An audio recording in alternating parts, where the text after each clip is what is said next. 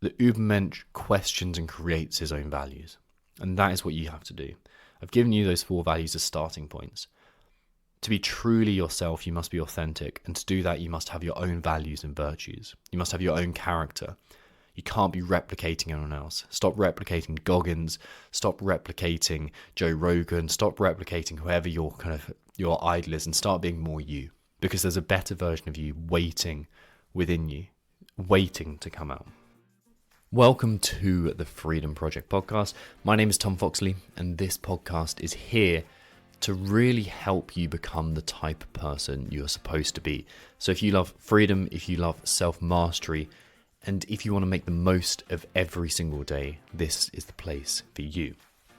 Today is part 4 of the ultimate guide to more discipline.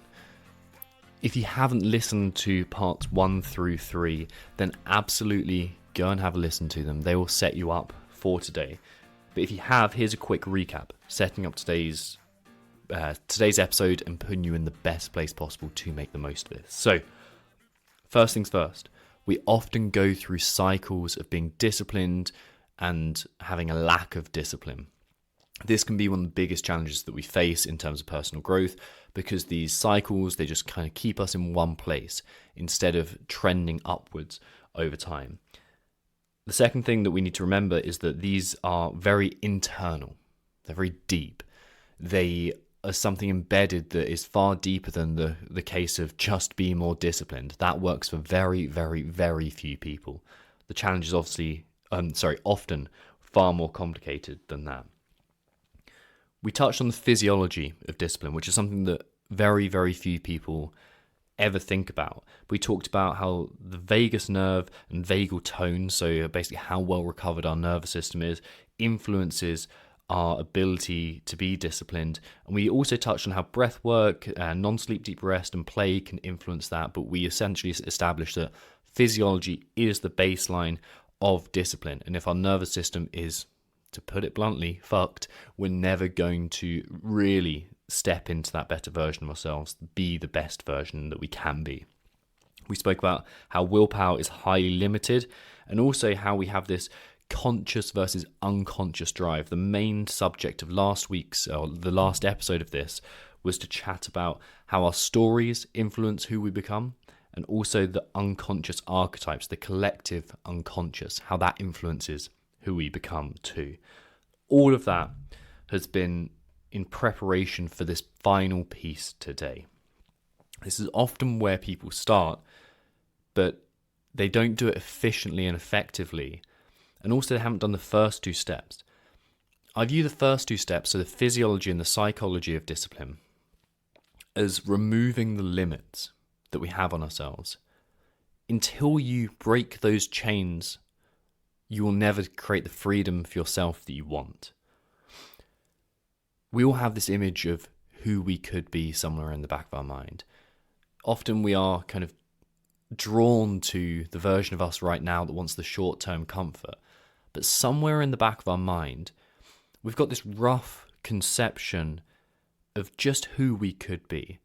That's why we have our conscience in there that says, you're not being who you could be today. You're not living up to who you could be. Today, I want to discuss how we actually do that, how we move forwards, and how we train our character. This is the final piece that we've got to really embed into ourselves, to train ourselves to become a better version.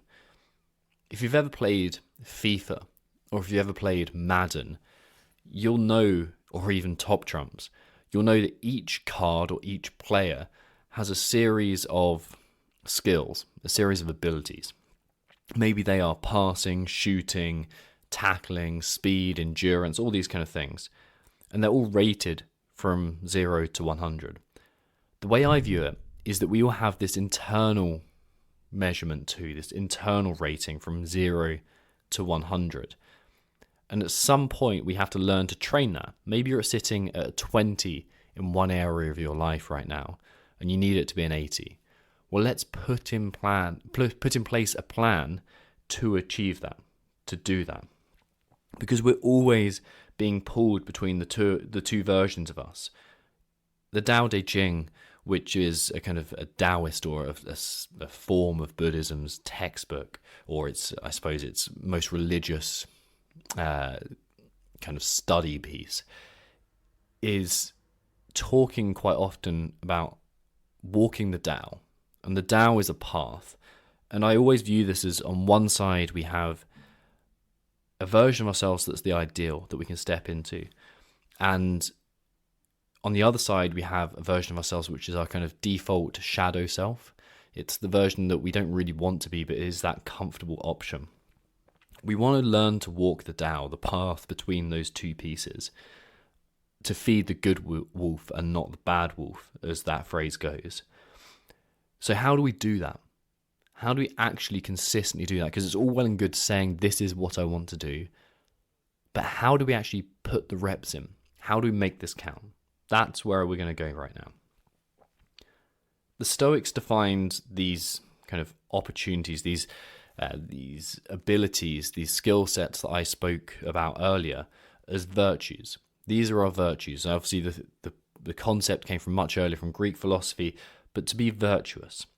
They had 4 virtues that they discussed, or that they whittled things down to. First was wisdom. This is the highest virtue that we can have. And by the way, I recorded a great podcast with Massimo Pigliucci on this, and he really gave us like some in-depth understanding. But here's a summary. Wisdom is the highest virtue that we have. All the others are reliant on that and components of wisdom. Wisdom for me is doing what's right in the long run. It's it's being wise, however you define that for yourself. Wisdom is thinking about long-term strategies and also what you inherently know is correct. Next thing is being just. Okay, so justice is their second virtue. The first one is related quite a lot to discipline. The second one can be related to discipline. Justice. So justice is doing what is right for the community. What's good for the beehive is also good for the bee, as Marcus Aurelius said. So we can train this virtue too, justice. The next one, definitely related, courage. Courage is doing what scares you, but you know what is right. So it has to be combined with wisdom. It has to be combined with justice. And then finally, and this is the real biggest piece within the Stoic virtues, is temperance. Temperance is essentially self-regulation. That is making yourself do the things that you know you should be and stopping yourself from doing the things that you know you shouldn't be. But how do we actually train that? How do we actually train temperance, that ability to self-regulate yourself, or that ability to self-regulate? Here's how. And this is the exact same process that I've used with all my clients, whether they were kind of in a previous life, whether they were elite athletes or special forces operators, or even today when I'm working with business owners and freedom seekers and self-made 30-somethings who want to become that better version of themselves. I translate these principles and I take them straight from strength and conditioning. The first thing to do is come from a place of progressive overload. So progressive overload is the ability to, or the concept of just nudging up the difficulty of the task over and over again. For an example from the world of squatting, if you squat 50 kilos, it's not going to 60 kilos the next week or 100 kilos the week after. It's going to 51, 52, 53, 54, 55 kilos, and building up like that. The big mistake that so many people make when they are training temperance is they take a jump that is far too massive. They start training 7 times a week. They start nailing all of their nutrition instead of just looking at what is slightly better. Big changes in who you are don't come from these giant leaps. They come from these small incremental gains. So choose something that you can continually expand, continually make just a little bit better. That's the first thing, or it's the first principle of training temperance. The second piece here is make it quantifiable. You need to know whether you've hit this or not. Just like a SMART goal, you need to know whether you've become more disciplined or not. So you need that to be quantifiable. You need to be easily measured whether you've been more disciplined or not.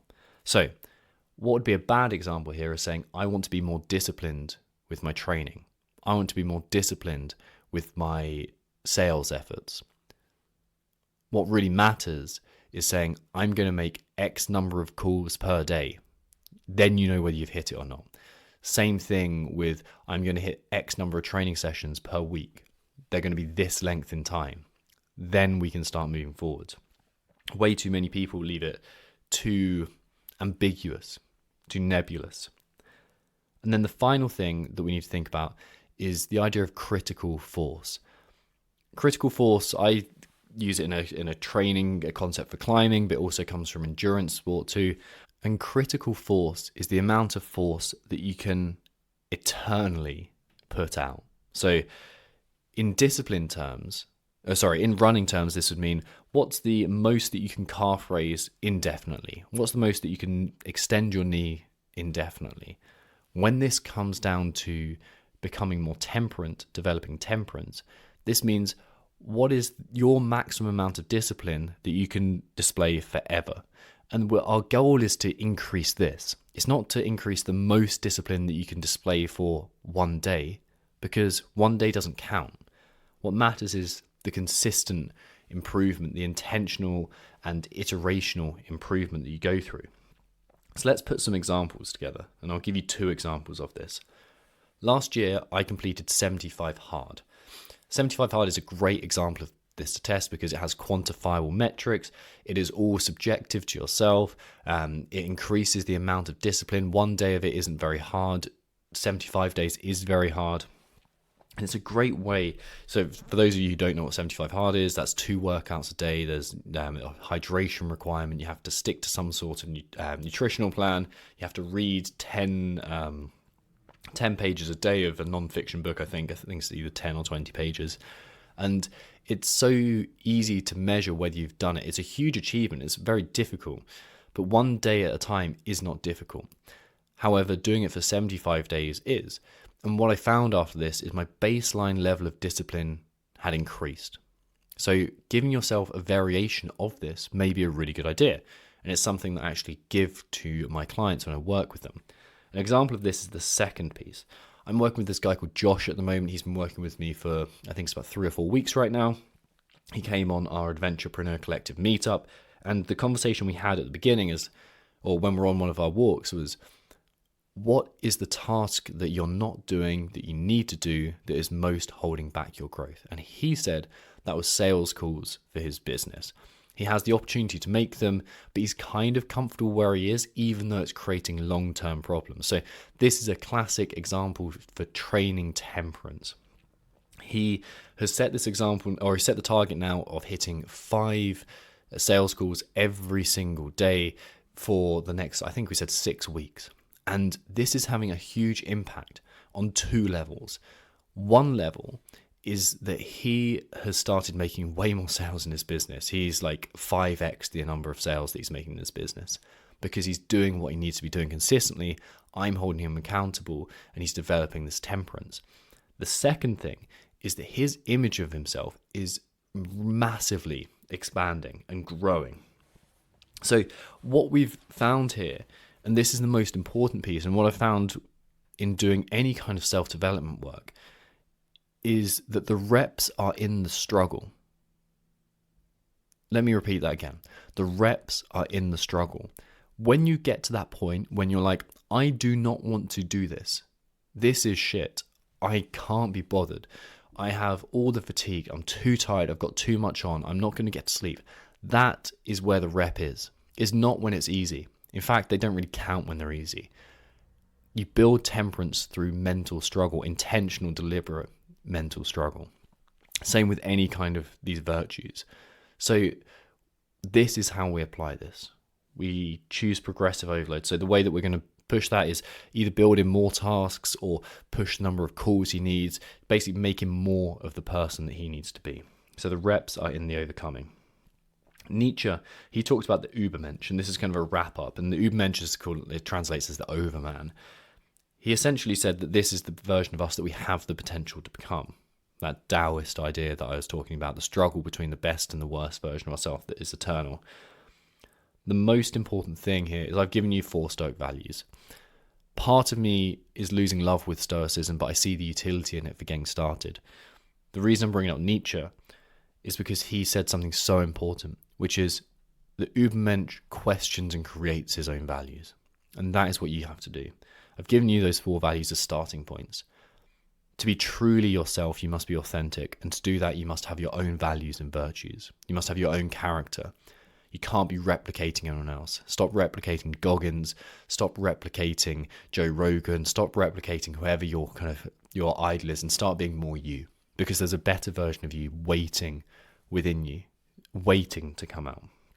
So here's the summary of the last few episodes. Firstly, discipline is complex.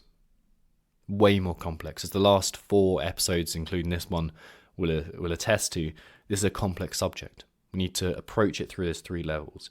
We need to avoid long extended cycles of behavior and find a way of shortcutting that. We need to look deep, beyond and beneath the surface level. And then we need to address things on 3 levels. The psychological level, the physiological level, and the philosophical level. Those are the 3 areas that we've got to address this problem on. And to be the person we need to become, we need 3 key pieces of ourselves. We need 3 key attributes. We need clarity of mind, clarity of emotional states, clarity overall. You need a clear, conscious being. So the first piece is clarity. Second piece is calm.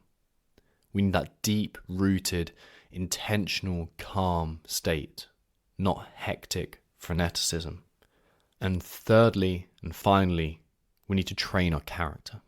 So those are the 3 pieces of who you can be. Calm, clear, and having that trained character. I hope you've enjoyed this 4-part series. If you want another of these series of education on how to become the person you're meant to be, shoot them over to my messages. Find me on Instagram, Tom Foxley, that's TomFoxley. Find me on Instagram. Let me know how you found the series. I've really enjoyed doing this. Today was actually an expression of how to be more disciplined in myself, because as you may be able to tell, I've got a pretty honking cold right now. But I made a commitment to myself to get this out before I go to Pakistan, and that's happened on Saturday. And today is the final one of these episodes, obviously. So got an exciting few weeks coming up, and I'll let you know all about how I come back from Pakistan as a better version of myself in future episodes. But that is for then. Until then, keep on becoming a better version of you, and subscribe to the Freedom Project for more episodes like this.